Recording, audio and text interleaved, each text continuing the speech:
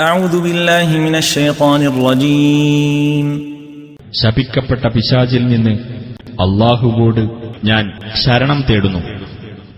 وإذا لم تأتهم بآية قالوا لولا اجتبيتها قل إنما أتبع ما يوحى إلي من ربي هذا بصائر من ربكم وهدى ورحمة لقوم يؤمنون.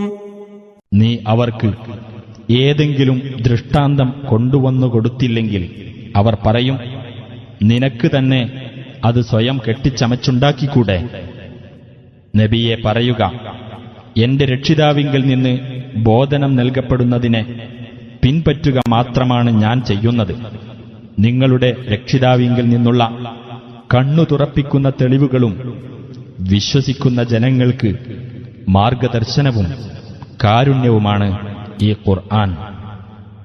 وَإِذَا قُرِئَ الْقُرْآنُ فَاسْتَمِعُوا لَهُ وَأَنصِتُوا لَعَلَّكُمْ تُرْحَمُونَ. ഖുർആൻ പാരായണം ചെയ്യപ്പെട്ടാൽ നിങ്ങളത് ശ്രദ്ധിച്ചു കേൾക്കുകയും നിശ്ശബ്ദത പാലിക്കുകയും ചെയ്യുക.